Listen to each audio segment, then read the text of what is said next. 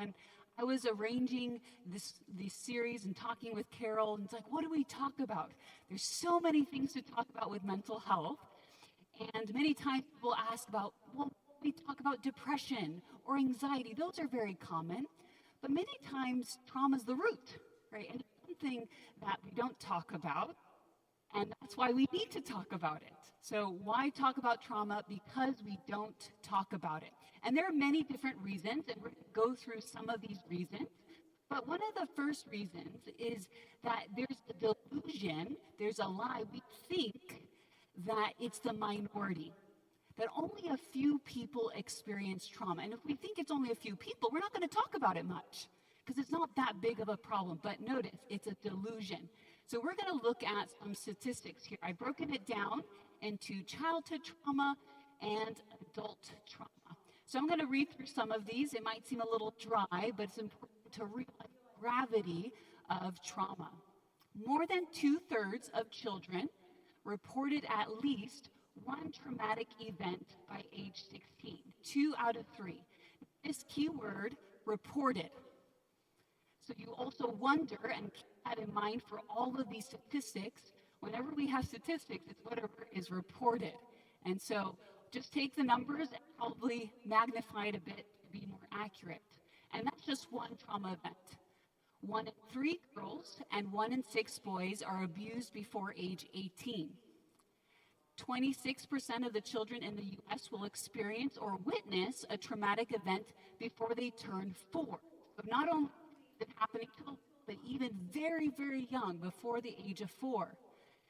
A report is made every 10 seconds. Again, many reports are not being made. So every 10 seconds, every 9 minutes, a child is sexually assaulted. 4 in 10 children in the U.S. experienced a physical assault during the past year. And notice, so that's an assault. The next statistic is showing you the gravity of some of this trauma. In 2019, almost 2,000 children died of abuse and neglect in the U.S. That's 5 every day from abuse. On Netflix, there was a series called, on the topic, on the story of Gabriel Fernandez. I don't know. Basically, this was a really known case because the social workers, for the first time, were actually being prosecuted for not taking appropriate action to protect this young boy. And this boy died from abuse. So it's quite the scandal to realize, wow, kids are not just being abused, but dying from abuse. And sometimes the people that are meant to protect them are not doing their jobs. Again, the gravity of the children are the victim of trauma. Sometimes people experience and also experience it in adulthood, or sometimes for the first time in adulthood. About 6 of every 10 men and 5 of every 10 women experience at least one trauma in their lives, so that's in totality. Women generally tend to experience more sexual assault and child abuse. Men tend to experience accidents, physical assault, combat disaster, or witness to death or injury. Every 73 seconds, an American is assaulted. 1.3 are forcibly raped each minute in the U.S. And then you further can calculate that's 70 an hour, 2,000 a day, almost 700,000 a year. 20 people in the U.S. per minute are physically abused by an intimate partner. This number drastically rose during COVID. You can imagine why. Women and men, because also the victims of intimate partner violence, but they experience that in the marriage. 1 in 4 women and 1 in 9. Together, 1 in 13 people will develop PTSD at some point in their life. Those are a few statistics of many, but hopefully enough to paint the picture. Trauma is a lot more common than we know. And even if you yourself fit these statistics, you might think, well, that's just me. Because if we don't talk about it, you might feel alone. But we won't take a show of hands here tonight who has experienced trauma, if not multiple. So when we talk about trauma, not the minority, it's the majority. Another reason why we think it's often the minority is we have an incorrect definition of trauma. I'm not going to ask you, but just try to think in your mind of how would you define trauma? How would I know if I've experienced trauma, or how would I know if someone else has experienced trauma? What exactly is trauma? This is a definition by the American Psychological. And don't remember this definition because this is an emotional response to accident, rape, or natural disaster. An emotional terrible event like an accident, rape, or natural disaster. Let's hear from you guys. What do you think is problematic about this definition? Any ideas? Very limited. How so? And maybe we can go back so you can see it.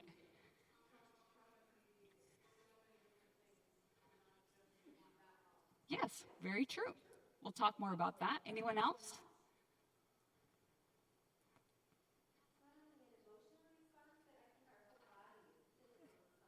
Yes, our whole body. So sometimes we minimize it by just think, oh, it's just an emotional response. And sometimes we even minimize it for people by saying, oh, that's just a subjective thing, that's an emotional thing. But it's much more than that, and we'll talk about that. So here are, well, before I get there, if we look at the original definition of what exactly is trauma, where did this word come from? It's from the Greek word trauma, but it means wound. And just by understanding that there's a wound that happens, that helps us better understand what exactly trauma is. So here's some limited definitions, and then we're going to expand that. The limited definitions typically focuses on an acute one-time event. You saw that in the definition. It says a terrible event. But going on to the other side, trauma can be an event, yes, but also a series of events. This is why childhood abuse is often minimized. Because what happens if you are chronically, time and time again, not just maybe physically abused, but also emotionally abused? So, not just an event, and also I think part of the definition for trauma has been really focused on veterans and their experience, right? Okay, they went to war, that was an event, but it can be a series of events. Number two, limited definitions suggest often that it must be a life-threatening event. Even in the diagnostic manual that clinicians use to diagnose PTSD, it emphasizes life-threatening. But on the other side, trauma, and this is really important, this is an important point, it's not just when bad things happen, it's also the absence of good. So in trauma literature, we have type B trauma, which is when bad things happen, and that can include the stereotypical traumas we think about, like rape and physical abuse, physical assault. But type A is the absence of good. I like to call this, when we think about a child not being physically nourished, right? Well, think about emotional malnourishment. If you feed a child food, what happens? They starve. What else?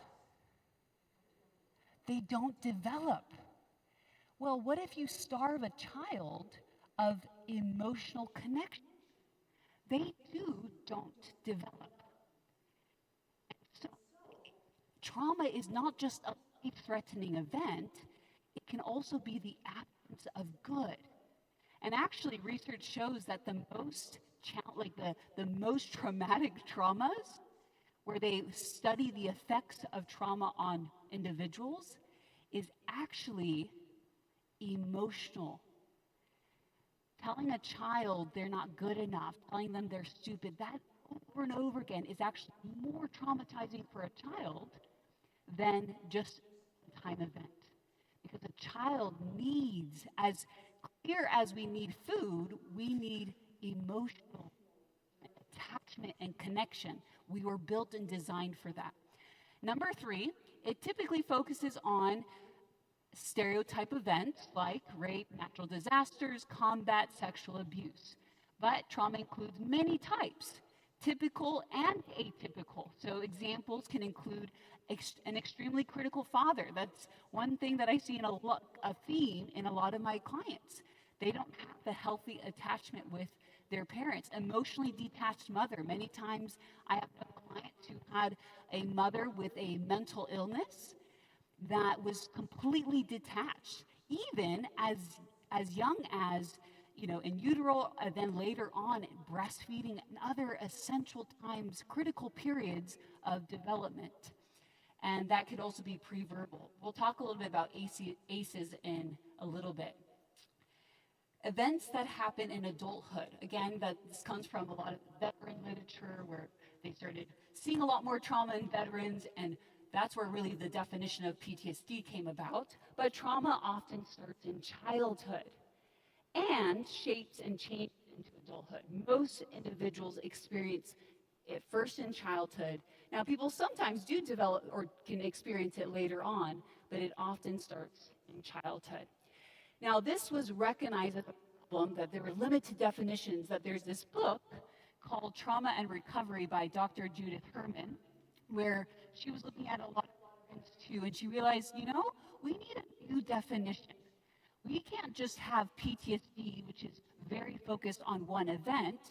She suggested that we needed a new word called complex PTSD. So I don't know how many of you have heard of that before, but the syndrome that follows upon prolonged, repeated trauma needs its own name. I propose to call it complex post-traumatic stress disorder. The responses of trauma are best understood as a spectrum of conditions rather than a single disorder. And this was actually very healing for a lot of people who had experienced all this trauma, especially repeated trauma, and there was no name for it. They wouldn't qualify for PTSD. They wouldn't qualify for a diagnosis. And remember, diagnoses are just labels to describe an experience, but it can help to understand what you're experiencing. Point number one, because it's not the minority, it's the majority, and we need to have correct definitions in order to be inclusive of people who are struggling. And then number two, one of the reasons we don't talk about trauma is we don't really understand the severity of it. And this is what Carol was mentioning, that part of the definition is not just an emotional impact or a psychological, but what we call a biopsychosocial spiritual impact, meaning every single aspect of life. So we're going to go through these. Some of these I might go through more quickly, but again, you guys will have a slide. The psychological impact. Trauma are 3 times more likely to experience depression, 15 times more likely to attempt suicide, 4 times more likely to develop alcoholism, 2.5 times more likely to smoke, and then a large of different other mental health disorders. Overall, trauma doubles the risk for developing mental illness and triples the risk of being diagnosed with a serious mental illness. And those with a lot of childhood experiences that were traumatic, 7.3 times more likely to have a mental illness. So this is why, again, many times we want to talk about depression, anxiety. Even in my field, I realize a lot of people are treating symptoms. Depression is often a symptom, anxiety is a symptom, but the root is trauma. And so we need to understand the impact of that on our mental health. But probably one of the most fascinating and yet unknown facts of trauma really disconnect the mind and the body. We forget that they're connected, and so we think, oh, something happened to you emotionally or psychologically, that's just going to impact your psychological health. That just means you're going to have to go to a mental health professional, but you don't have to mention any of that to your doctor. But let's take a look at the impact of the trauma on our bodies. Is this not working?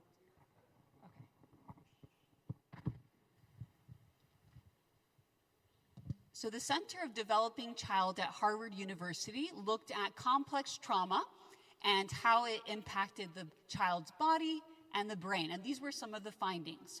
Number one, hormonal changes in the body. Elevated and prolonged levels of cortisol and adrenaline. Now, does anyone know what cortisol or adrenaline are for? What types of hormones? Yes. Fight or flight, whenever we're in danger, yes. And some people can term them stress hormones. They really are energy hormones, but think about having elevated amounts of that, fight or flight, for long periods of time. If you see a lion and you get adrenaline and cortisol, that's great, because that's going to help you escape that lion. But what happens if you're perceiving that that lion is constantly there? Maybe it's your abuser, your perpetrator, over and over and over again. You have those hormones pumping through your body through many, many years. Chronic activation overall of the sympathetic nervous system. Again, that's the fight or flight. Immune system changes. This is where, even in a more simplistic way, we can understand that children who have experienced trauma often get sick more often because their immune system has been compromised. Now, some of these words are going to seem very complicated. For those of you who maybe know more, it'll make sense to you, then I'll summarize or I'll make it more simple. It's linked to thymus involution, which, think about it this way. So it's the shrinkage of the thymus in a way that suggests, often when you see a shrinkage, it's linked to age. So think about it as if these children are aging more rapidly. And that's also important for white blood cell count and strengthening your immune system. Atrophy or shrinkage of the spleen and lymph nodes, those help filter your blood and help you store red blood cells, platelets and white blood cells as well. Telomere shortening, again related to aging, increased stress hormones, increased inflammation, and impairment of immunity. A lot of mental illness is linked to high inflammation in the body and the brain. There are neurological changes. When they do brain scans of children or people who experience trauma in childhood, it's very fascinating that what they see is that they have less reduced neural connections in the prefrontal cortex and strengthened pathways in the survival parts of the brain, often known also as the emotion centers. Now, if you think about this, this is extremely adaptive. This is actually good that they have this because they're in an environment in which they need to survive. So the brain wires itself in a way that helps them to survive a very dangerous environment. But what happens is, as they grow and they leave that environment, their brain is still wired, looking and expecting danger. And so many times therapies help you rewire your brain by trying to then strengthen the frontal lobe and to control and manage the survival pathways. Number 4, there's even epigenetic changes. So epigenetics, this is how our experiences, behaviors, the environment can turn on and off our genes. I love studying the body and the brain because it's amazing how much choice we have. If we were just born with genes and we were doomed with those genes, but no, there are experiences that can help turn or turn off. Now, if we have bad experiences, then we, like in this case with childhood trauma, it can alter our genes that can make us more prone to mental illness, addiction, and physical diseases. But looking more generally, there are many links of trauma and physical diseases. Notice how long this list is. Somatic complaints, those are general physical complaints, sleep disturbances, GI issues, gastrointestinal issues. That's very extremely common. And one of the primary reasons is when we are in fight or flight, when we are anxious, when we're in some sort of dangerous situation, our body turns on, right? The heart rate goes up, our respiration, but also our digestive systems turn off. Why do you think our digestive systems turn off in fight or flight? Yes, the blood is going to the extremities to fight or to flee. Your body's like, hey, no time to digest. We need all of our resources to go to our hands or our legs, our arms and our legs. But what happens if I'm chronically anxious? My body is turning on and off, right? The digestive system is turning on and off. And so people develop chronic GI issues because of trauma. Cardiovascular issues, right? There's a lot of pressure and pressure on the heart, neurological issues, musculoskeletal issues, respiratory, and I won't read all of them, but along from head to toe, we are being impacted. Here's just an example. We are 2 times more likely to develop chronic obstructive pulmonary disease, 4 times more likely to develop a sexually transmitted disease, etc. And probably one of the most popular studies that was done to recognize the link between trauma and childhood trauma and our physical health was the ACE study done by Kaiser. By show of hands, who here has heard of the ACE study, Adverse Childhood Experiences? 2, wow, okay, 3. Some people were a little bit late to raise their hands.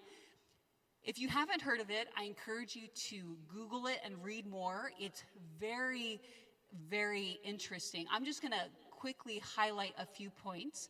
But Kaiser did this study, this huge study, I think thousands and thousands, if I remember something along the 70,000 of their patients, and they looked at adverse childhood experiences. And here are a couple of pictures. They had different examples of adverse childhood experiences. It could be abuse, physical, emotional, sexual. It could be neglect, physical neglect, emotional neglect. And also, it could include some sort of household dysfunction. So mental illness in the family, if you had an incarcerated relative, if your mother was treated violently, if there was substance abuse in the family, divorce even, which we were just talking about limited definitions. They were very broad in their definition of adverse childhood experiences. And what they found, there were many, many findings, and here are just a few to highlight, that as the number of adverse childhood experiences increases, so does the risk for negative health outcomes. And so generally, they would say about 4 or more ACEs, and you can look on your own the full list of ACEs, and it is helpful to go down that list and ask yourself, how many have I experienced? And what's really interesting is it linked to many behaviors, and so this was helpful for a lot of providers, a lot of medical providers, because they're working with a patient who's obese and they're trying to help them lose weight, and then they understand, here's a common link, oh, this person is obese because they were actually raped for many, many years, and they learned to gain weight as a protective mechanism, to not be touched, to not be hurt. And so here they are, right, just focusing on the physical elements of obesity, but not getting to the heart of the issue.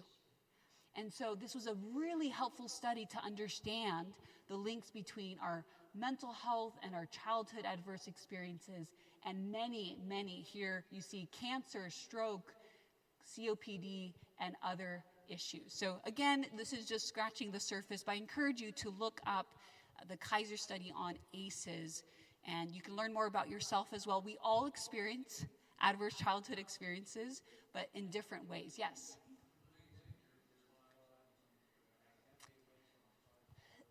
There are not, but it's very easy to find.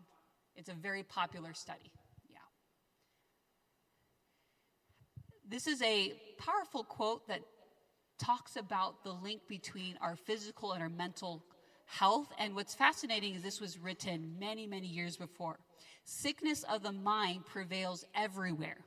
9/10, so 9 out of 10 of the diseases from which men suffer have their foundation here. Where's here? The mind. There's a book called The Body Keeps the Score, and I see some nods, so some people are familiar with this. Just FYI, if I recommend or suggest books, a lot of trauma books have a lot of good things. There's also some things that I don't fully agree with, so always, and this applies to all books, right? Go into it with reading carefully. But The Body Keeps the Score was a powerful book that talked about how when we experience trauma, the body keeps that, right? It doesn't just, it stores it. That's another way to put it. And I'll give you a quote from this book in a moment, but I first really learned this from a patient that I was seeing a couple years ago. We'll call her Linda. And Linda came in. She was in her late 70s, and it was an accident she came to my office because her neurologist had been treating her seizures for many, many years, believing that they were epileptic seizures. And not really responsive to treatment, but he kept on treating her. And finally, there came a newer ability to scan the brain. And when they scanned her brain finally, they realized the patterns of the brain waves and so forth were not consistent with epilepsy. And so her neurologist was completely confused. And so he decided, maybe this is psychological. And he referred her to my clinic, Beautiful Minds, for medication. She got confused between a psychiatrist and a psychologist, so she thought I was there to prescribe her medication. She starts sharing her story and asking, can you fix me? Can you fix me? Which is often the approach. Medication has its place, and it's a wonderful tool, but it was simply to treat the symptoms. But she shares her story, and I'm listening, and one of the things I love about my job, it's like you're a detective. And she was starting to share, and she was like, oh, my mental health was fine, and she kept on continuing, and she said, and she kind of just slipped it in there as if it was no big deal, but she said, I was raped as a child for many years by my brother, year after year after year, and it wasn't until he moved out that I was finally safe. And then she said, a couple years later, I went to college, and I decided this is not going to affect me. And she said, and it never did. Okay. But she went on, and she said, I was fine in college. I got married, and we had our first child. It was a beautiful boy. And then we had our daughter, beautiful girl. And then my seizures started. Like, let's rewind a little bit. And she shared this little tidbit that just connected everything. She said that when her daughter got older, she told her, Mom, you used to come to my bedroom every night drunk, and you would tell me, I won't let anyone touch you. I won't let anyone touch you. And so there was a clear link between her daughter's birth and when her seizures began. And it was a moment in which her trauma, which she thought was hidden, she thought was gone, her body had kept that, and then had come out in the form of seizures. And her seizures later on, even from neurologists, were clarified to be very linked whenever she had them to be either a reminder of the trauma or high amounts of stress in which her brain would dissociate, try to protect itself by going into this state. And so we took about almost 2 years to treat the underlying trauma, and she did not have a seizure for about a whole year. Now, I was giving this presentation. I was like, yes, nothing for a year. And then she came back to my office.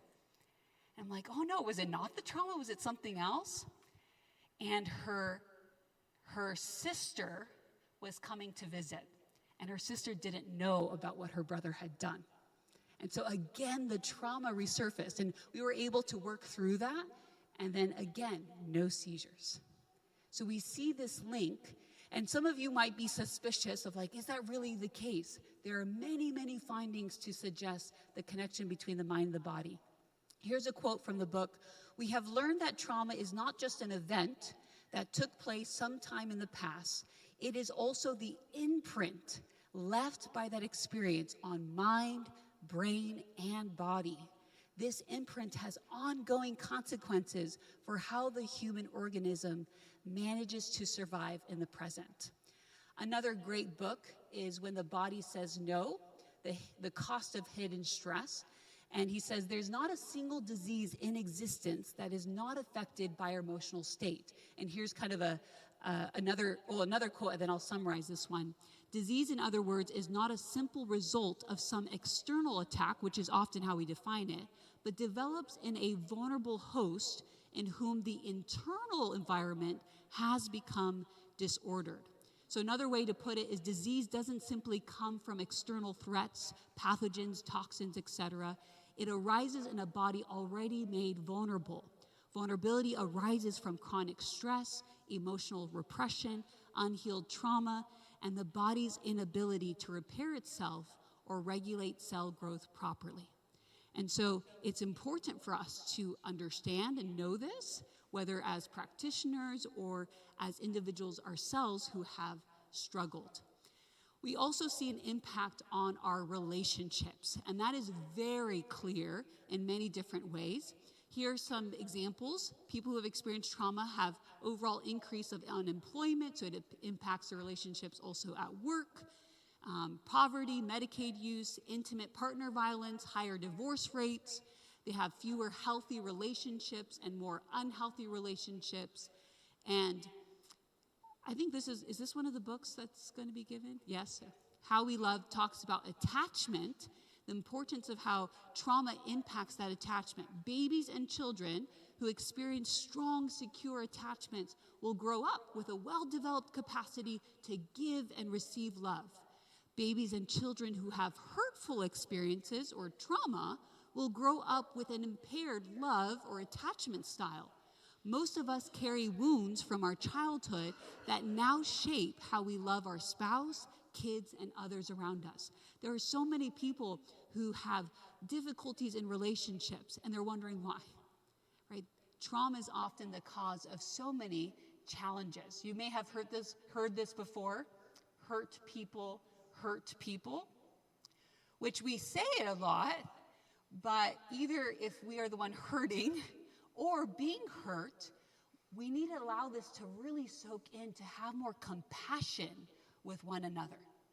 Because it really is not our desire to go around hurting people, causing conflict in our work, in our church, and our family, but many times we're trying to hide from ourselves and the trauma. This is probably one of my favorite quotes. If you don't heal what hurt you, you'll bleed on people who didn't cut you. And that's what's happening. And it's really sad because many times we are hurting the people we care about the most. And so it's important for us to understand the social impact. One of the things, though, that many, many people neglect, whether or not you have a spiritual or religious background or any faith background, trauma impacts our view on life, the world, and God.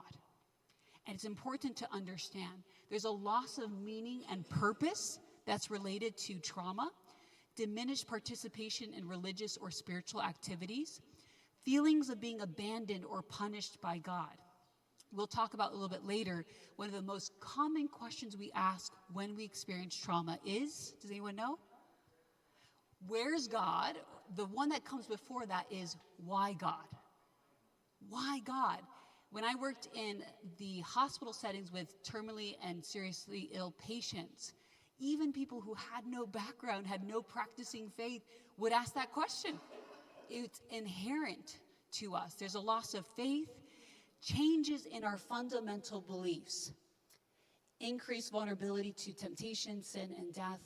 And you see even some very prolific people in the past, people like Charles Darwin, who had the trauma of the loss of his mother, was pivotal in the change of his belief in God as well. It's natural to ask why God, and in the face of trauma and suffering, God is often blamed, which can result in either a temporary rupture in the relationship or a complete rupture, where people completely walk away from God and faith as a result of trauma.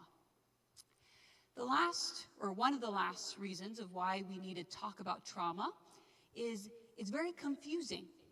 And this is what is referred to as the paradox of trauma. So here are some examples. And maybe if you've experienced trauma, you can understand this of, I'm very confused. I experience kind of like this push and pull even within my own mind. If you have engaged with people who have experienced trauma, this can also come across. Many times individuals want to banish it from their memory, right? Like, I don't want to think about it. And yet it refuses to be buried. It's this unspeakable secret and yet an unavoidable reality. You feel numb, and yet you're reliving the event and so many emotions. Sometimes you experience a detached calmness, as well as can experience terror and rage. You cannot stand the thought of others being harmed, and yet you yourself might be harming others through anger or other harmful behaviors. Sometimes I see this one quite often. You isolate, withdraw, push others away, and yet you're desperately seeking connection, anxiously clinging to others. You're terrified of being alone, and yet terrified of being with people, especially because many times people hurt, and people hurt us. The will to deny that it happened, and yet you desire to proclaim it out loud. Do you see the paradoxes of trauma? Imagine someone living with this confusion in their own mind. And then maybe sometimes in relationships, let's go back to the example of the push and pull, where they're isolating and then all of a sudden they're connecting to you. That can be extremely confusing in a relationship. And so many times we pull away as well. But it's also confusing because, as I mentioned a moment ago, because of the why questions. These are the most common why questions that we ask. Why me? That's common, right? Why did this happen to me? Why God? Why trauma? Why suffering? Why pain and suffering? Why do bad things happen, especially to good people? These are questions that we struggle with and often don't have very good answers to. Or when we're struggling with them, we ask and we try to dialogue with others, and others have really bad answers. So we're going to do an exercise. Don't respond out loud, just respond in your mind. What would you say to Mary, who was recently raped, and she's asking these questions? Why? Why did this happen to me? Just think about your response for a moment. But we're going to add another variable. What would you say if she had been raped multiple times? Would your response change at all? Okay, that's scenario A. Here's another scenario. What would you say to Robert and Susie, a young couple who just had a miscarriage? Right, the confusion of the excitement of being pregnant and then having the loss of their child. Would your response change if you knew they were doing heavy drugs during the pregnancy? I haven't heard a response. You don't have to say it out loud.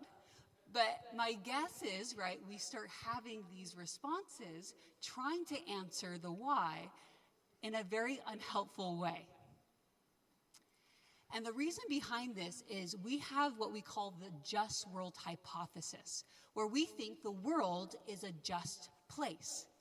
Good things happen to good people, bad things happen to bad people. So I don't read minds, but I would guess that maybe some of our responses, knowing that, this individual had been raped multiple times, might be, well, what did you do?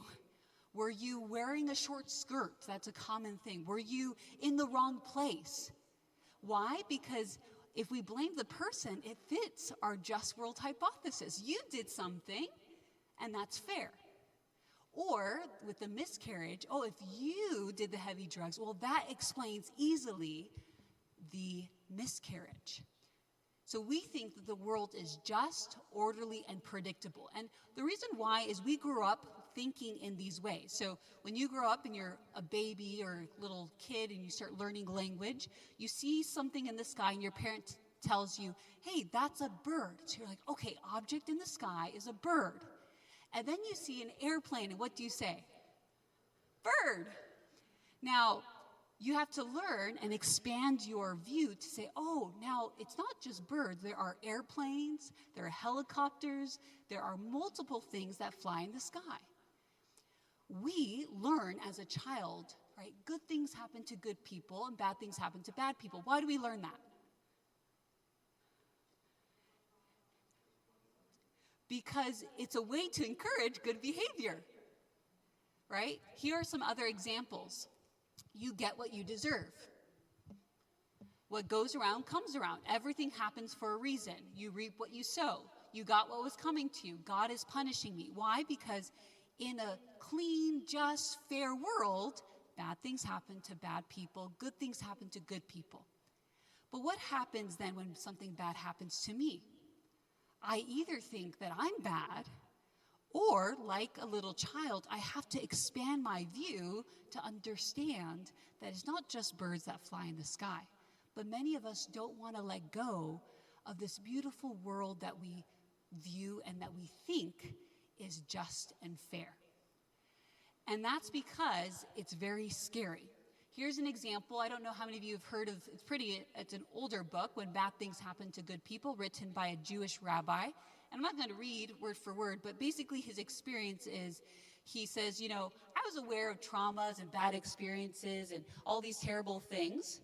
And I never questioned God's justice or that this was a fair world until, he says, then came that day in the hospital when the doctor told us about Aaron, his son, and explained what progeria meant, which is rapid aging. Basically, every birthday is 1 year closer to death. He knew that his child would die at a young age. It contradicted everything I had been taught. I could only repeat over and over again in my mind, this can't be happening. Notice, it is not how the world is supposed to work. Tragedies like this happen to selfish, dishonest people whom I, as a rabbi, would then try to comfort by assuring them of God's forgiving love. How could it be happening to me, to my son, if what I believed about the world is true? And we know that the world isn't just, but inherently to our core, we don't. That's why we're so surprised when something bad happens. And we must accept that the world is not just and fair. It's not orderly. It's not predictable. But we don't talk about trauma because we don't want the comfort that this just world hypothesis gives us to be ripped away. We don't want to be face to face with the reality that bad things do happen to good people. We don't want to sit with the fact that terrible things happen to children. I don't know if any of you watched the movie or have heard about the real life story of, what was it called? Oh, it's blanking. The one about child trafficking, it was a couple years ago. And freedom, what? Sound of Freedom, yes. I was like, the silence of freedom the sound of freedom. And just watching that, and then I heard other interviews of this individual who, that was his job, to constantly save children from child trafficking. It's a terrible reality that makes us feel very, very uncomfortable. And that's just scratching the surface. We don't want to sit with that reality. A quote from this book again, to study psychological trauma is to come face to face both with human vulnerability, which we don't like, to realize, wow, I'm vulnerable. I could leave this room, something could happen to me in the natural world, and face to face with the capacity for evil in human nature. It makes us feel uncomfortable when we realize the reality of trauma. And then the last point, why we don't talk about trauma, is there's this silence of shame. Many times this is a very common phenomenon, and I hope that this is not something that we ever engage in, but many times the perpetrator silences the victim, and this is done in many ways. This is why it happens a lot within families or trusted individuals. They use and leverage the relationship to intimidate or silence the victim. This is also why trauma happens so often to children. Children are the best victims in the sense of them keeping silence. And then you add the component of child and it being a family, loved one or someone that's familiar to the child cares so much about retaining the attachment that it's not willing to be not silent. So the perpetrator often silences the victim, but what's really, really saddening is many times others Friends, families, sometimes churches also silence the victim, and many times by blaming the victim. You must have done something. You asked for it. The client I mentioned before, that was Linda, who had been raped for many years, when she got a little older and it was still happening to her, she shared it with another sister. And that sister told her, oh, well, he tried that with me and it didn't work, and so you must want it. And after that, what did she learn? To share with someone is dangerous. And so she kept that secret for decades. We often silence the victim through shaming them, making them believe that something that they did, again, to maintain our just world hypothesis. We silence ourselves, that happens as well. And overall, it's the enemy, Satan, who wants trauma, right? Sin hidden, trauma hidden, allows for it to multiply. Because if we don't share what had happened, the perpetrator continues. And so we want to ensure that we don't blame the victim. Blaming the victim is a way of reassuring ourselves that the world is not as bad a place as it may seem, and that there are good reasons for people suffering.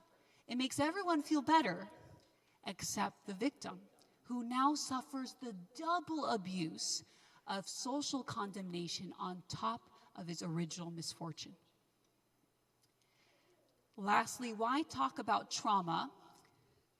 Well, we talked about that because we don't talk about trauma, but also because the Bible talks about trauma. Many times, Christians really, paint a flowery picture of, encouragement, and that's great, but the Bible talks about the reality of trauma. It talks about who it happens to, what happens, when it happens, where it happens, why it happens. And I just want to quickly close this presentation with addressing the why. Can anyone think of any examples in the Bible of suffering and trauma? Job? Yes. Joseph? So we can think about Job really experiencing trauma in all facets, right? Relational trauma, losing his family, spiritual trauma, financial trauma. We think about Joseph experiencing a lot of physical trauma with being a slave, but also relational trauma. It's a great story about, I'll mention this tomorrow, about forgiveness and the importance of forgiveness for healing. But anyone else in the Bible? Jesus, yes. Job and Jesus are the two main ones, yes. What you'll start to notice is you're probably going to name most, if not all, Bible characters. Right? There are many. John the Baptist, who was beheaded. We think about a lot of the different disciples, but a lot of individuals. The Bible is very clear. It's a common shared human experience. But the main one is often referred to as Job. And there's a trilemma in Job in which we can summarize going back to why God and why me. It answers these questions. So again, remember how we're terrible at answering the why questions? Well, the Bible answers those why questions in a very raw and honest way. And notice let me read this quote, where we often first start with why God, blaming God. And this is across the board, regardless of our backgrounds, we blame God. Is God willing to prevent evil but not able? Then he's not omnipotent, not all-powerful. Is he able but not willing? Then he's malevolent. Is he both able and willing? Then where does evil come from? Is he neither able nor willing? Then why call him God? These are the questions people wrestle with of why believe in God if there's evil and there's suffering. So let's take a look really quickly at these three. Notice, remember, that we often start with blaming the victim. And so what did Job's friends come and do? They blamed him. They try to silence the victim. But the Bible's very clear. It starts with the very first verse to say he was blameless, he was upright. There's no way in this story that you could blame Job. No way. It very clearly says it's not the victim's fault. Job was blameless. So we eliminate that as a reason why it happened. Why did it happen then? Is it God's fault? Is it because God is not just and fair? Because if he's blameless and bad things are happening to a blameless person, does that mean God is not just and fair? Or does it mean that God did not have power or control? But notice that we switch from the why me, blaming ourselves, to then blaming God. Our two most common just patterns when it comes to trauma. Now, we don't have time to go into this one, but God is just and fair. The scriptures are full of, God is just and fair. The rain falls on the just and on the unjust. The sun shines on both. So what we're really left with is this last one. Is God really all-powerful and in control? Is God really the only character in this narrative? Because it is just our tendency, our reflex, you might say, to blame God. But is that fair? Some people might say, well, are you saying that God is not all-powerful? Well, we have to ask this question. Are there other powers involved? Are there other characters involved? And I love this quote from this book again. God would like people to get what they deserve in life, but he cannot always arrange it. So who is this other character? In the Bible, we refer to this as the great controversy, which we won't go into, but that there's this fight between good and evil, and trauma is a result of that fight. And it's important for us as we experience trauma to understand this bigger narrative. What's happening in the background? And the Bible says we do not wrestle or fight or war or struggle against just human things. It's not just a human thing that's happening, but there are principalities and powers, rulers of the darkness of this age, against spiritual hosts of wickedness in the heavenly place. Oh, there are other characters in this narrative. And specifically, 1 Peter tells us about an enemy that we have called the devil.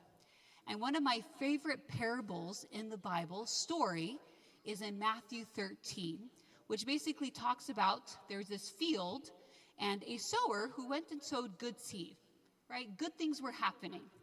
And then while men slept, his enemy came and sowed weeds. And so the next day, right, they see weeds and good crops, and the people ask, who did this? Now, who would be the best suspect here? If you saw during the day the sower, and then you fell asleep and you wake up in the morning and you saw these bad weeds, who do you think planted them? The sower. This is why we think God is to blame for trauma and suffering. But it's very clearly said in the text, Jesus said to them, an enemy has done this. Without our noticing, without us, when we're all asleep, right? In many ways, we blame God. We attribute to God what the enemy has done. And it's easy to do. And what we know about the enemy in John 10:10 is that the thief does not come except to steal, to kill, and destroy. You might say, steal what? Kill what? Destroy what? Someone had mentioned to me earlier that they don't rape the body, they rape the mind. Right? It's like, it's not just stealing things or killing the body or destroying the body, it's destroying our souls.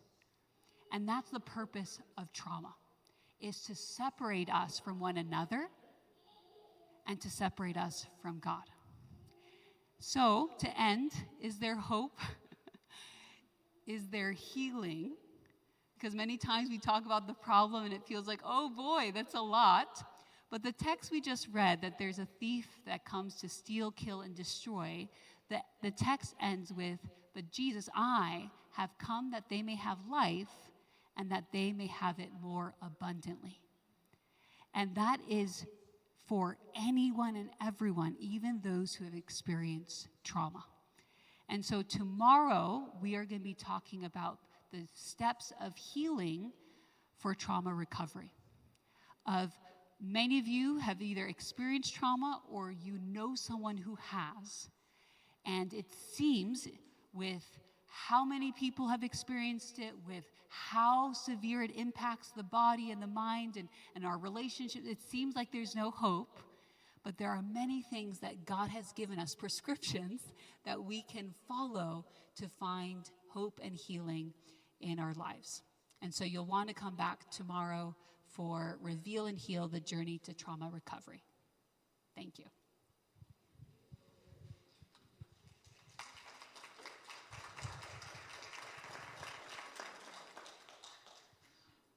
Right, it's now time for a Q&A. If you have any questions, you can just shuffle them to the center aisle and Carol will pick them up. If you don't have any tonight, that's okay. You can keep thinking about it and pass them in tomorrow. We're going to end each presentation with a Q&A time if you guys have questions. So, as was already mentioned, our next presentation is tomorrow morning at 11:30, and our third presentation is going to be Sunday at 4 o'clock. Now, this is called Dinner with the Doctor, but we make you wait till the end for the dinner. So, but it's all right, because we're actually getting fed on some really great, helpful information every single presentation. All right, so again, just to remind you, if you want the PowerPoint, if you want the slides, make sure that your email is connected to your registration. They'll be emailed out. And then also, these are being recorded, and they're going to be posted onto the Marquette Seventh-day Adventist Church's YouTube page, so you can reference them later. Okay, I think that's it for tonight. Oh, we have a question. Nice. I wonder who it's from. Our anonymous question for the evening is,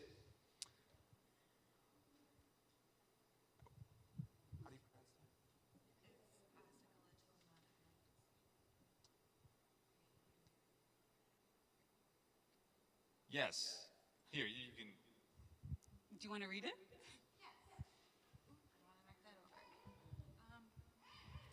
I suffer from psychological non-epileptic seizures after I got out of a domestic abuse of 14 years and filed for divorce. Is there any cure? So the word cure is a little bit difficult, right? And just in more general terms, notice for tomorrow, trauma recovery, right? It's a journey. And so when we think about cure, many times we just think about a destination. But there's so much hope in knowing that there are things that we can continuously do in order to get to an overall sense of a cure, to have holistic healing. And so now specifically regarding your condition, it's really teasing apart what's physical, what's psychological, but the psychological component, as I mentioned the story of Linda, is there is. Yeah, and tomorrow I'll be touching on some key elements for that healing. Yeah. Any other questions? All righty. All right, let's close out with a word of prayer. Dear Heavenly Father, we thank you for what we've learned this evening. And as we go to bed tonight, we pray that the things that we have been presented with tonight may continue to dwell in our minds and encourage us to seek further healing through more information, more connection with you. So bring us back here safely tomorrow. We pray in Jesus' name, amen.